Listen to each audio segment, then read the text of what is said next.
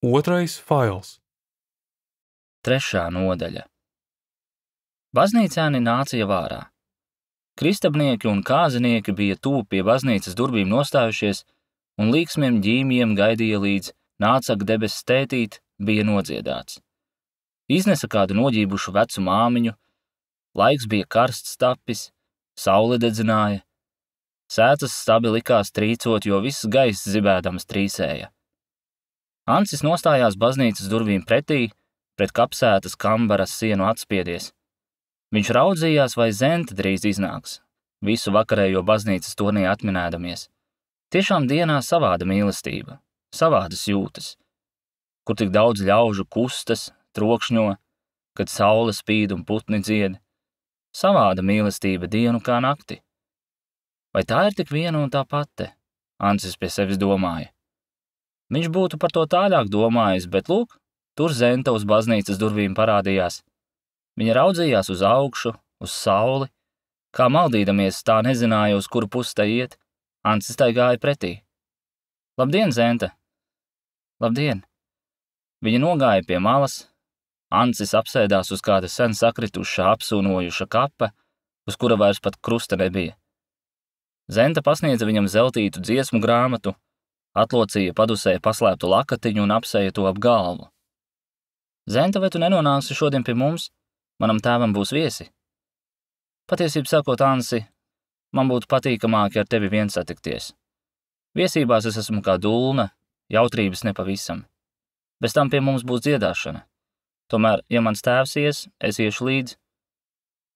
Nāc, Zente, tik zinkārības pēc vien tu vari nākt. Vienmēr sapņos būt arī nav labi. Vajag drusku jautrības. Kādi būs tur tie citi viesi? Lejas krodzinieks ar savu familiju, muižas kungs ar kundzi. Vairāk laikam nebūs. Lejas krodzinieks. Arī viņa dēls Artūrs, tas palaidnieks, kurš man izgājušā vasarā zaļumsvētkos uzmācās. Es viņu baznīcā redzēju. Tā būtu nepatīkama satikšanās. Nekas par to, Zente. Artūrs tagad ir ģimnāzists, ar pilsētas smalkām manierēm. Viņš būs mācījies pieklājīgi uzvesties. Mēs draudzes skolā bijām draugi. Tēvs viņam dod tik par daudz naudas, un tas viņu samaitā. Citādi viņam no dabas itin labas sirds. Bet manim viņš riebjas. Nezinu īsti kāpēc. Tāpēc, ka esi zeltiņu familijas. Zeltiņi ir visi nopietni, un nopietniem ir grūti paprātam iztapt. Vai ne tā? Ansis sniedza Zentai dziesmu grāmatu. Abi aizgāja pa to pašu vakarējo kapsētas celiņu uz skolas pusi. Vecais vairogs, kurš ar dažiem večiem pie kapsētas sētas sarunājās, negribot abiem jaunajiem noskatījās iepakaļš. Nekas, glīts pārītis, viņš domāja. Bet ko tas līdz? Abiem nav tā pamata, uz kura varētu sākt paši savu dzīvi vest. Bet vēl jau var par jauniem. Kāds glīts, pēc pilsētas vīzes ģērbies jauneklis, gandrīz vēl zēns, līda pa kapsētas priedēm Ansim un Zentai iepakaļš. Šis tikumīgais jauneklis tomēr domās ķeras ap Zentes taļu un nes viņu pār upīti pāri, kuru pat bērns var pārliekt. Tur ir kas tumšs. Ansīt, Ansīt, tu esi par muļķi mīlēties. Es tevi spēšu tomēr locīt, kaut arī tu tik daudz prāto un domā. Šī Zente, viņas vārdus no izgājušās vasaras es nekad neaizmirsīšu. Zente sargies. Viņš savilka riebīgu ģīmi, bet drīz vien tas atkal apskaidrojās. Tas, kurš tā domāja un papirosu aizdedzinājis atkal uz baznīcas pusi atgriezās, bija Artūrs Birķis, Lejas krodzinieka dēls. 4. nodaļa. Lai dzīvo mājas māte, sauca no groka iesilis Lejas krodzinieks un saskandināja ar veco zeltiņu un muižas kungu Talheimu glāzes, kurš pēdējais arī uzsauca vairoga sievai augstas laimes. Tikai vārda mātes vietā lietoja kundzi. Galda galā, vecmodes lēnkrēslā, sēdēja saviebusies grumbainu pieri un vaigiem, adītu vilnainu lakatu ap pleciem, vairoga kundze. Uz pirmā acu uzmetiena varēja zināt, ka viņa ir vājīga un no priekiem šķīrusies. Tikai viņas brīnišķi mirdzošās acīs bija kaut kas sevišķs, pievilcīgs. Tās bija tās pašas acis, kuras jaunā vairogā, Ansī, atjaunotas, ar vīrišķību vienotas, pētoši dzīvē un dabā raudzījās. Anna, Vairoga kundze, pateicās vienu acu mirklīt kā smaidīdama un nogrima atkal atpakaļ savā vientulīgā sapņošanā. Tikai šad un tad viņa uzmeta pa skatam uz to pusi, kur Ansis pa pusē pie viesiem, pa pusē pa logu laukā raudzīdamies, pie dabas dalību ņēma. Vai tās tiešām īstas pērles? Talheima kundze Lejas Krodzinieku jautāja, kura meita Berta lapojās ar greznu kakla rotu. Es domāju gan, Lejas Krodzinieks lielījās. Lieta ir šāda. Es biju nobraucis Rīgā, apmeklēju savu svaini, kurš zelta kalējs. Gribēju kaut ko savai mīļai Bertai dāvāt, kas būtu no zelta vai vēl dārgāks. Svainis man piedāvāja šo rotu, paģērēja tikai pusi no rotas īstās vērtības. Otru pusi viņš dāvāja savai krustmeitai. Mans svainis teica, ka viena pati no šām pērlēm maksājot 15 rubļus. Traka izšķērdība. Vecais zeltiņš pie sevis norūca, kurš salīcis lēnkrēslā sēdēja un acīm patīkami blisināja, kad par naudu runāja. Birķu Berta, kurai glītuma un cēla stāva nevarēja noliegt, taisīja savādi uzpūtušos ģīmi un raudzījās nicinoši uz zentu, kura domās nogrimuse, lakata stūri plucināja. Vecais Vairogs, vestē sniega baltā kreklā, kura piedurknes bija ļoti uzpampušas, nosvīdis gādāja līdz ar dienasmeitu par uzkožamiem un dzērieniem. Tās taču nevar būt īstas pērles.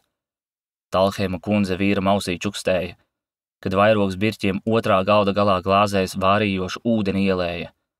Ko es no pērlēm zinu? Talheims atrūc un smērēja savu biezu kārtu sviestu uz baltmaizes gabala. Agrāk arī šeit upē esot tikušas pērles atrastas. Vairogs ūdens kanu nolikdams piezīmēja. Mans tēvs daudzreiz par to stāstīja. Tu, zeltiņa tēva, arī varbūt atminēsies. Zināms. Pats esmu šīs pērles redzējis.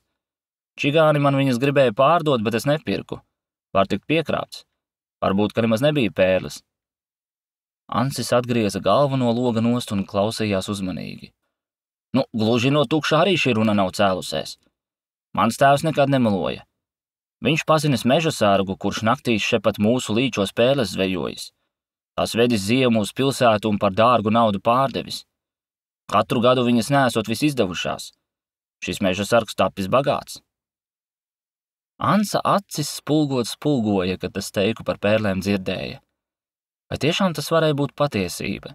Šepat tuvumā, upē pērles aug. Viesi piecēlās no galda, izklīda pa 2, 3, daži izgāja ārā, jauko vakaru aplūkot. Zenta aizsteidzās uz otru galu. Brālis bija lūdzis, lai tā uz brīdi dziedātu kādu dziesmu, kurā viņai grūts solo gabals bija jāizpilda. Ansis piegāja pie loga un pirkstiem par rūtīm bungoja. Un tu ģimnāzijā neiestāsies, kāds aizķēra Ansa plecu.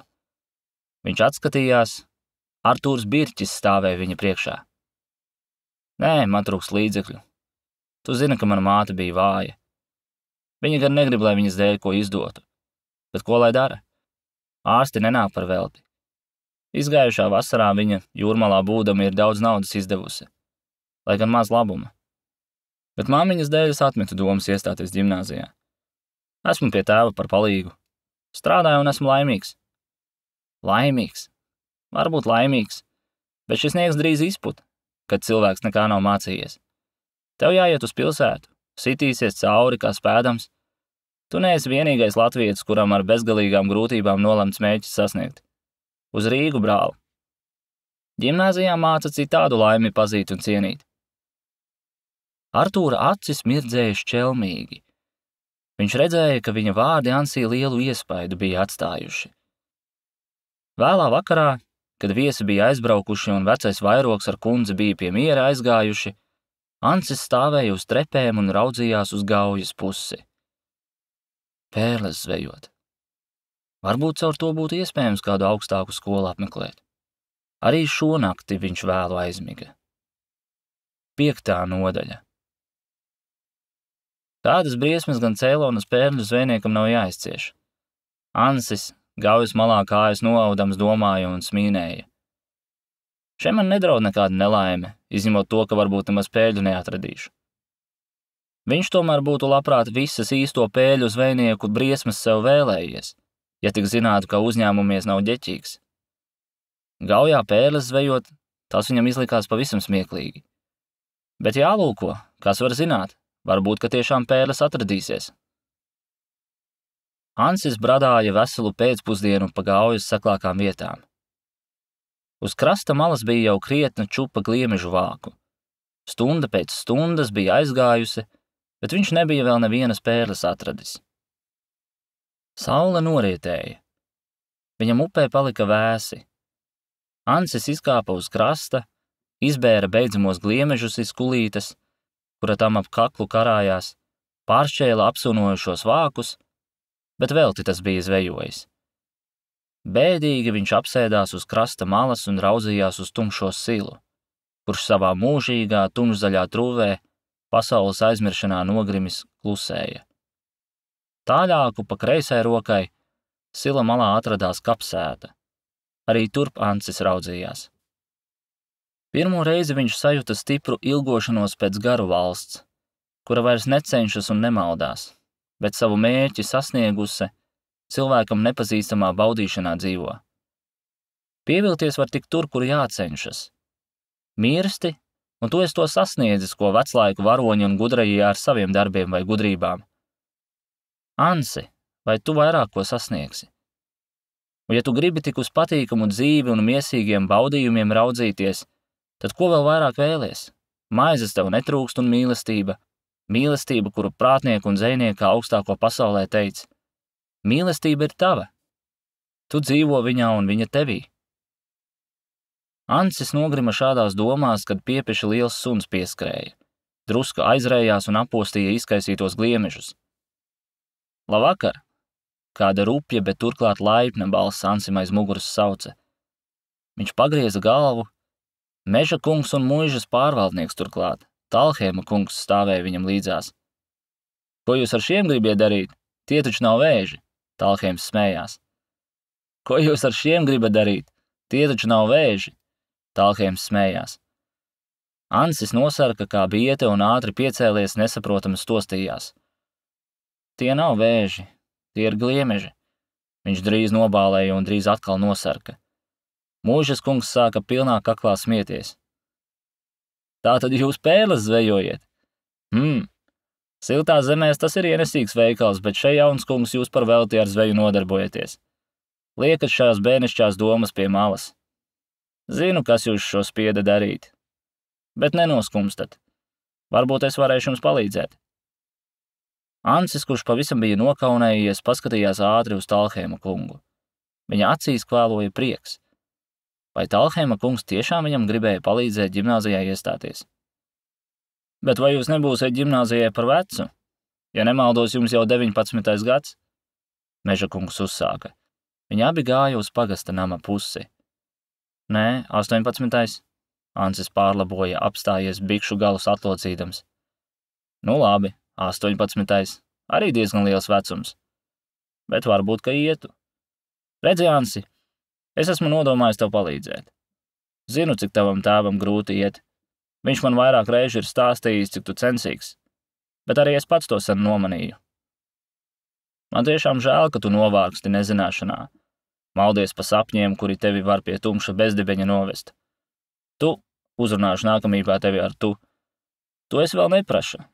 Tāpēc nedrīksti par lietām sapņot, kuras tik zinībām atveras vai arī mākslas gaismā apskaidrojas. Tādēļ uz pilsētu. Esmu ar savu sievu par to runājis. Gribam izrīkot bazāru un koncertu. Ja Dievs palīdzēs, pabalstītāju netrūks. Atlikums varētu droši tik liels būt, ka tu spētu ģimnāzijā iestāties un tur veselu gadu dzīvi apdrošināt. Vēlāk gan tiksi cauri. Ko tu domā? Meža kungs raudzījās sānis uz Ansi un smīnēja. Ans acīs izspiedās asaras.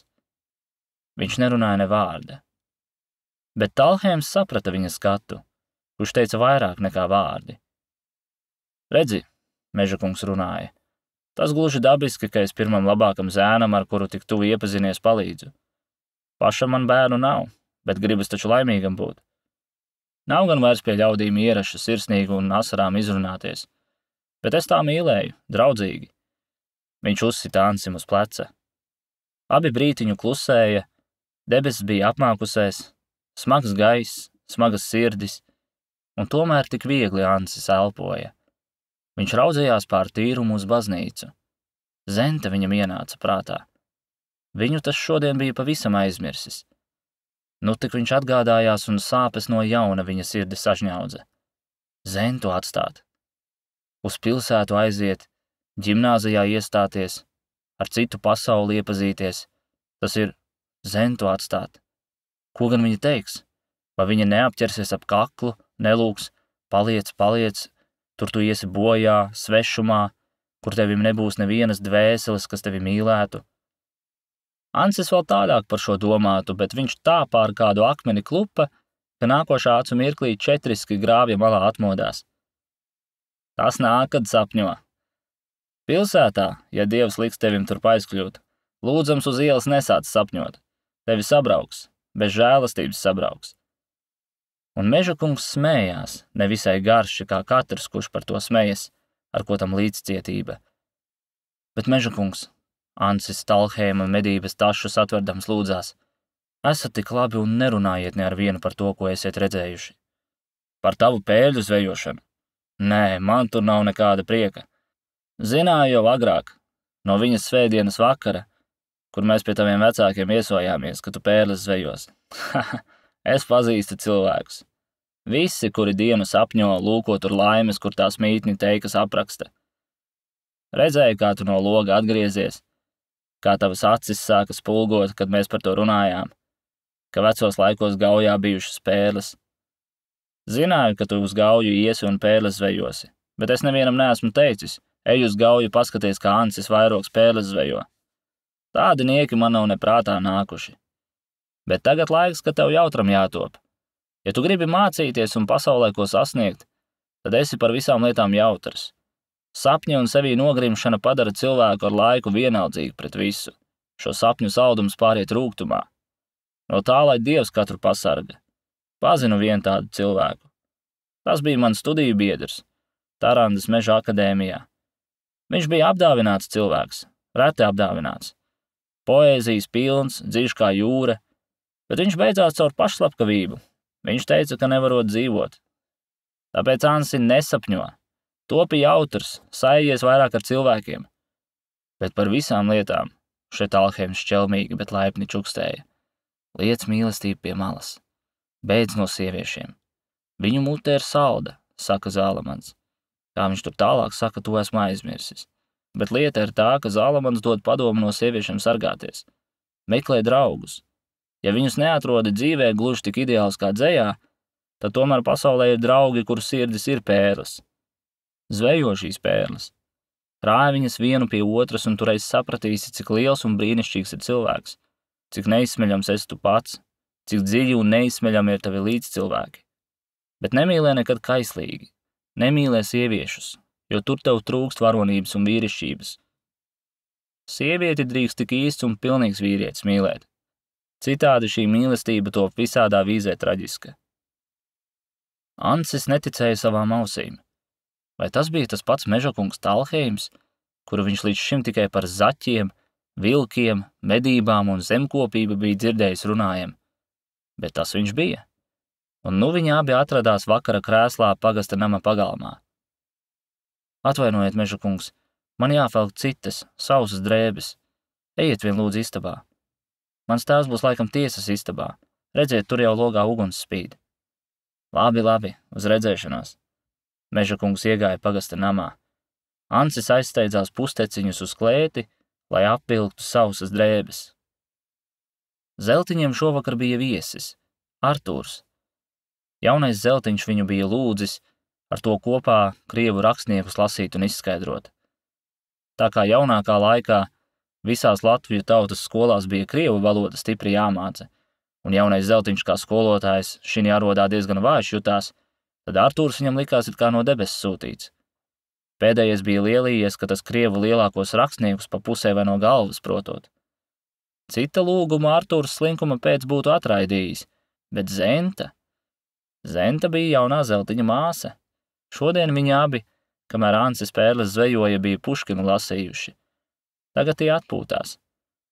Jaunais Zeltiņš, slimīgs un bāls, aizvēra nopūsdamies biezo krievu vārnīcu, kuru tie Artūra krievu valodas prašanai par spīti bija daudzreiz lietojuši. Artūrs staigāja nemierīgs pa istabu, nosēdās pie klavierēm, uzsita pa disharmonijai, neapmierināts atkal piecēlās un pastaigājās. Istabā valdīja jau pilnīga tumsa. Vēl nebija visai vēlu, bet debesis bija apmācies, taisījās uz līšanu. Zente ienāca, aizdedzinātu lampu rokā. Sapņainie vaipsti likās būt zuduši no viņas sejas. To vietā valdīja kaut kas nenoteicams, gandrīz zinkārība. Pusbailība tēlojās viņas vaigos. Viņa nolika lampu uz apaļa, šķidri tamborētu baltu autu apsakta galda, aiz kura uz atzveltnes Jaunais Zeltiņš sēdēja. Artūrs aizpogāja svārkus un grābstīja drīz ap zīda šlipsi, drīz glaudīja glazē cimdus, it kā uz iešanu taisīdamies. Lūdzu, paliekat, tuliņ būs vakariņas. Zente Artūru uzrunāja tik laipni, ka tas visai brīnījās. Viņš gan labprāt būtu gājis uz māju. Dziļais grāvis, pār kuru tam bija jāiet, bija pazīstams kā nelabo garu un spoku mītne, bet Zente viņu uzlūdz uz vakariņām. Viņš jutās it kā viduslaiku bruņinieks, kuram mīlētās jaunavas dēļ jāuzņemas karot ar visādiem pūķiem un neliešiem. Artūrs nosvieda cimdus uz klavierēm un nosēdās Zeltiņam pretī. Lampa, kura bija ar sarkanu, izpušķotu papīra jumtiņu aizsakta, apgaismoja Zentes vaigu un darīja viņu sārtu, skaistu. Brītiņu visi trīs klusēja. Zente reizēm raudzējās zakšus uz Artūru. Laikam viņa gribēja pārliecināties, cik viņas brāļam taisnības, kurš tai šorīt bija teicis, ka Artūrs esot gudrs zēns, kurš grieķu un latīņu valodas protot. Artūrs kodīja lūpas un raudzījās drīz uz Zentu, drīz uz viņas brāli. Beidzot tas saņēma dūšu, izvilka salocītu papīra lapu iz krūšu kabatus un stostījās. Vai drīkstētu, Zentas jaunkundze, kādu dzeju no manis priekšā lasīt? Jūs esat dzejnieks, Zenta brīnodamās jautāja, abiem elkoņiem uz galda atspiesdamās un raudzījās zinkārīgi uz Artūru. Lūdzu, es labprāt gribētu dzirdēt. Jaunais Zeltiņš klusēdams un viegli paklanīdamies tai piekrita. Artūrs nokāsējās, pameta acis uz papīra lapu, tad griestos raudzīdamies iesāka. Viņai. Tu esi tā kā puķīte, kas dārzā jauki dzied. Kad tavu vaigu uzskatu, man šķiet, ka eņģeļi dzied. Un tā tālāk Artūrs nolasīja sabojātu Heines jauko dzejoli Tu bist wie eine Blume. Vai šis dzejols nav jau kur nebūtu bijis nodrukāts? Man šķiet, ka es to esmu jau kaut kur lasījis. Jaunais Zeltiņš vaicāja. Jā, N laikrakstā. Artūrs nosargdams meloja. Viņš nu vēl daudz citus dzejoļus, istabas vidū nostājies, pēc aktieru vīzes, rokām mētādamies deklamēja. Zenta abrīnoja viņa mākslu un poēziju. Šai brīdī ienesa tēju un uzkožamos. Pēc vakariņām Artūrs atvadījās no Zeltiņiem, kad Zenta viņam roku sniedza, Artūrs viņai kaut ko saujā iespieda. Zenta nosarka un paslēpa salocītu papīra gabaliņu azotē. Pagalmā Artūrs satikās ar Ansi, kurš Meža kungu pavadījis mājā pārnāca. Abi uzreiz sajūta, ka ir līdzcenši, ienaidnieki. Labvakar, Ansis tomēr laipni teica, gribēdams Artūram kaut ko par ģimnāziju jautāt. Labvakar, Artūrs pikti atrūca un aizsteidzās pa tumsu Ansim garām. Bēdīgi Ansis raudzījās uz Zeltiņu logiem. Šai brīdī, kur Zentas brālis spēlēja kādu dziesmiņu, Zenta aiz tā muguras atlocīja saburzītu papīra gabaliņu. Es tevi mīlēju, Artūrs. Zenta nobālēja. Viņa gribēja papīru saplēst un iesviest krāsnī, bet kāda sevišķa vara viņu atturēja no tā. Papīru viņa noglabāja savā kastītē. Pie brāļa sāniem nostājusies, tā lūkoja dziedāt, bet balss aizsmaka. Zenta nobēga istabas kaktā un gauži raudāja. Artūrs viņai tomēr bija paticis, bet viņa taču bija jau Ansim uzticīgu mīlestību zvērējusi. Viņa noslaucīja asaras. Atkal tā pati bilde stādījās viņai priekšā. Artūrs kā mācītājs uz kanceles, viņa kā mācītāja kundze sēdēja tūp pie altāra. Viņam nekā netrūka. Ancis kā blandonis, novārdzis sajukušiem matiem, stāvēja pie baznīcas durvīm. Jā, Artūrs bija teicis, ka 4 vai 5 gadu laikā būšot mācītājs. Vecais Zeltiņš ienāca iz savas istabas, noturēja vakara lūgšanu. Zenta palika šovakar ilgi nomodā. Viņa jutās pirmoreiz nelaimīga mīlestībā. Ancis atgulies sapņoja no savas nākotnes, no ģimnāzijas, mākslas un tā tālāk. Bēdz no mīlestības. Meža kunga vārdi atskanēja viņa ausīs. Tik īsts vīrišķis drīkst mīlēt. No laimes bēgt. Ancis tā nevarēja saprast. Ai, cik karsti tas Zentu mīlēja. Viņš bija gribējis pie viņas noiet un visu izstāstīt, bet nu viņš jau atradās gultā un atkal sapņoja. Durvis atvērās.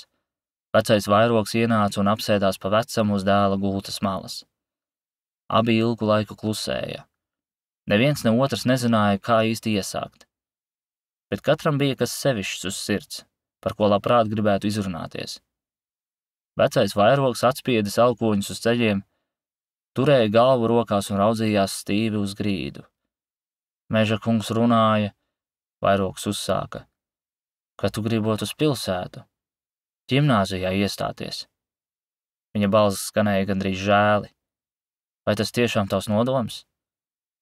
Jā, Ansa balss drebēja. Viņš acīm meklēja kādu priekšmetu, kuru tas varētu mierīgi aplūkot. Bet viss istabā likās viņam pārmetot, ka tas šo māju gribot atstāt. Nu labi, Ansi, ej, strādā uzcītīgi. Meža kungs grib tev palīdzēt. Ej, bet neaizmirsti mūs ar māti. Dievs zina, cik ilgi es šai vietā palikšu. Varbūt nāve, varbūt dzīves apstākļi man no šās vietas šķirs. Ja tu nebūsi mums vecumā pabalsts, kas tad par mums gādās? Mīļais dēls, neaizmirsti mūs. Kad vecie tepat zem acīm, tad bērni vēl kaunas, bet tiklīdz tie atšķīrušies tādumā, cik daudzreiz tie vecākus neaizmirst. Arī tādi bērni, kuriem laba un mīksta sirds. Māte gan laikam vairs ilgi dzīvotāja nebūs. Es palikšu gluži viens un atstāts.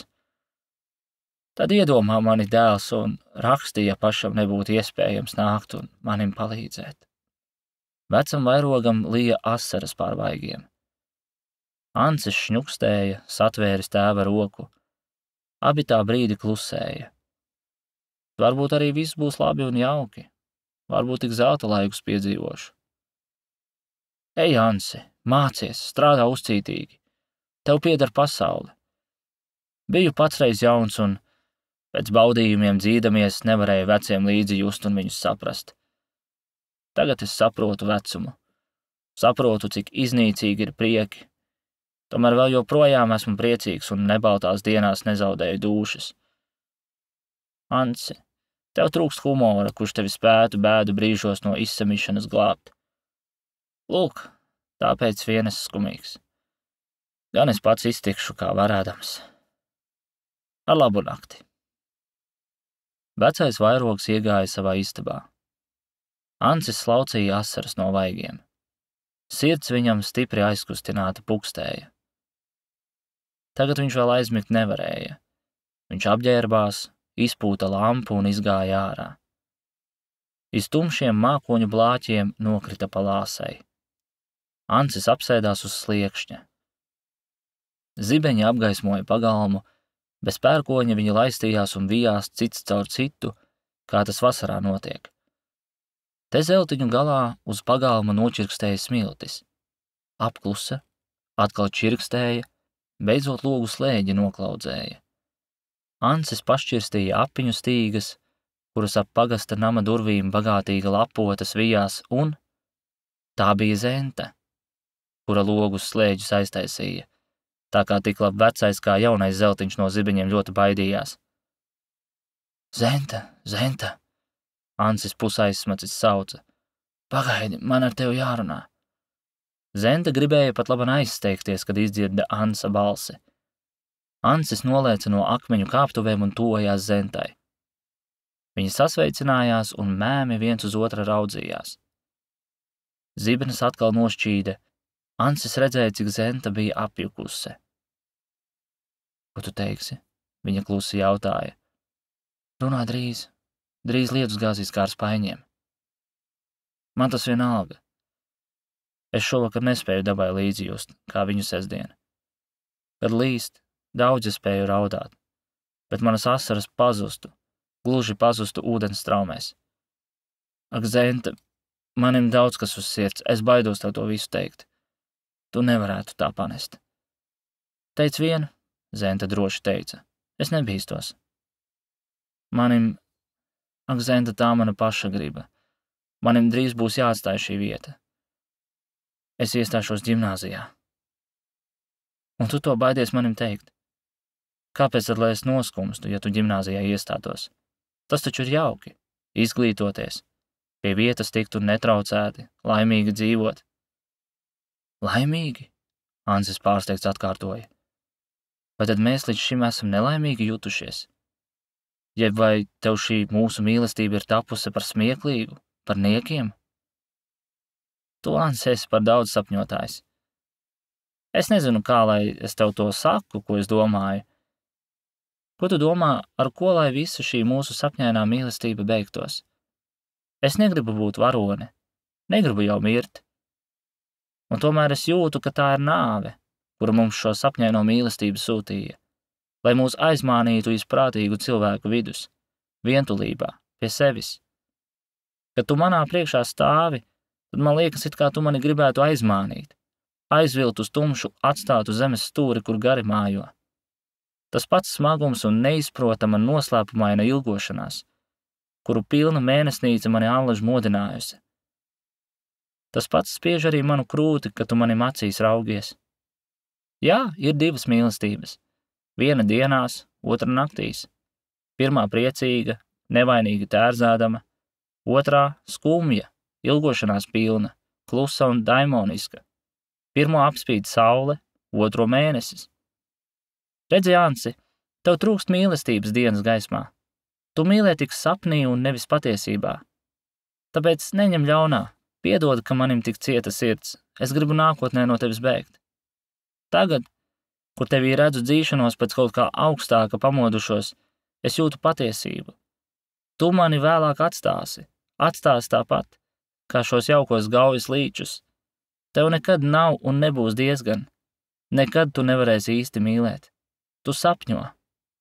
Viss šis man tik vēl šovakar nāca skaidrībā, kad es tevi ar kādu citu salīdzināju, kuru es iesākumā pat vai ienīdēju. Ar Artūru? Ansis čukstēja un atspiedās pret sienu. Viņš bija gluži satriekts. Jā, ar Artūru. Viņš ir cilvēks, kuram savs zināms mērķis, to sasniegt un dzīvot. Tu esi bez mērķa, tu esi sapņotājs. Brīnišķi! Šovakar nomanīji visu. Man jāatsakās no tevis. Citādi tu mani novedīsi uz postu un izsamišanu. Un tad manim. Es esmu tas, kuram jāizsamist. Bet tev ir taisnība. Es esmu tāds. Esmu sapņotājs, vārgulis, bez miera. Jūtu, ka manis neviens uzticīgi nemīlēs. Tomēr gribu tevi vēl joprojām mīlēt, labā Zenta. Negribu tev uzbāzties. Ak, cik tu laba bija, Zenta, mīļā Zenta. Ansis satvēra viņas roku un to vai 100 reižu skūpstīja. Debeši pamazām izšķīrās. Viens nogrima rīta, otrs vakara pusē. Mēnesnīca atspīdēja, atkal nedroši, it kā kaunēdamies, aizslēpās aiz mākoņa, drīz vien no jauna atspīdēdama. Ļauj manim vēl šonakt tevi mīlēt, tad aizmirsti mani un mīlēt citu. Tu varbūt runā patiesību, ka es tevi nespētu laimīgu darīt. Lietus nebūs. Nāc apsēdīsimies uz kāptuvēm. Sapņosim vēl pēdīgo reizi kopā. Ansis veda Zentu pie rokas, abi apsēdās uz kāptuvēm, bet nemanīja, ka šinī brīdī kāds lēni iegāja istabā. Tas bija vecais vairogs. Zināms, tev taisnība, Ansis uzsāka. Ar ko gan lai mūsu mīlestība beigtos? Vai precēšanās ir šķīstas, tīras mīlestības iznākums? Nē, nāve. Zināms, nāve, citādi nav domājams. Mēs cilvēki esam neapmierinājami. Mums nav nekad diezgan. Ja mīlestība mūs uz acu mirklī aplaimo, tad mēs vēlējamies mūžīgi mīlēt. Un kas mums liedz mūžīgi mīlēt? Neviens cits kā mēs paši. Paši nezinām, ko gribam. Manim ir par daudz laimes bijis, un tomēr esmu vairāk nelaimīgs kā laimīgs.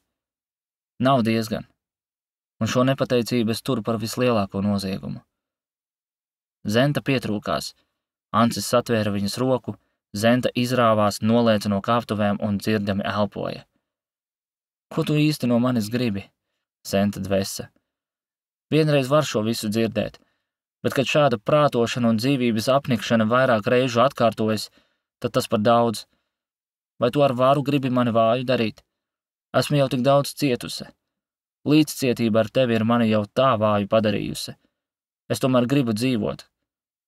Viņa atsvieda iekarsuse, kuplo matu bizēs pakaušu un vēsināja ar roku savu pieri. Ansis, gluži bāls, bija atspiedis galvu pret durvu stenderi un raudzījās augšup. Mēnesnīca apspīdēja viņa sāpīgo seju. Zenta redzēja šos sāpju vaipstus. Viņai šķita Ansis it kā apskaidrots. Viņa sakustējās, it kā tā nākošā acu mirklī gribētu krist pie Ansa krūts un lūgties piedošanu. Bet šai brīdī viņa ieraudzīja, ka pie loga, kurš līdzās durvīm atradās, istabā stāvēja vecais vairogs. Viņa sastinga un sākumā nezināja, ko darīt. Beidzot tā tuvojās kāptuvēm, uzspēra vienu kāju uz akmeņa pakāpiena un uz priekšu saliekusēs čukstēja.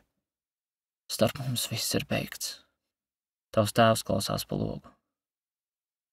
Viņa paskatījās vēlreiz uz Ansi, kurš nekustēdamies kā tēls augšu raudzījās un lēniem soļiem aizgāja uz savu pusi. Vecais vairogs aizvēra logu. Pāris acu mirkļus vēlāk tas iznāca uz sliekšņa un apsēdās dēlam līdzās. Meža kungam taisnība, ka tev trūkst vīrišķības.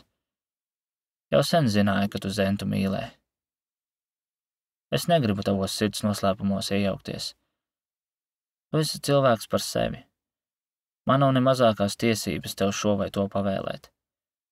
Tomēr tevi lūdzu tāpēc, ka tevi mīlēju. Mīlē, kad kāda sieviete tavus sirds pamatus ir aizkustinājusi. Tomēr neielaidies ar to nekad tuvākā satiksmē. Nekad tik tuvu kā ar Zentu. Šī nav tava pēdējā mīlestība.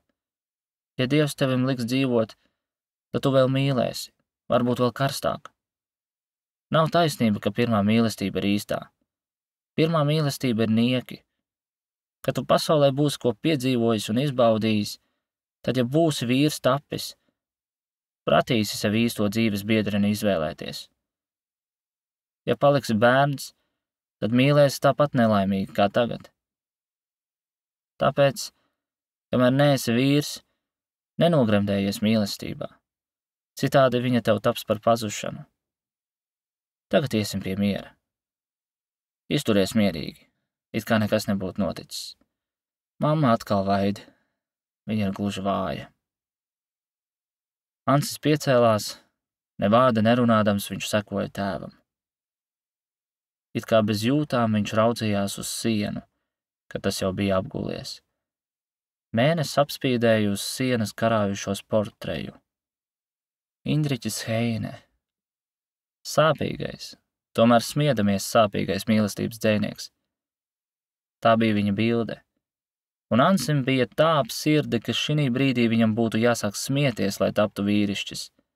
Smieties kā ārprātīgam, pilnā kaklā, visām asarām un bēdām par spīti.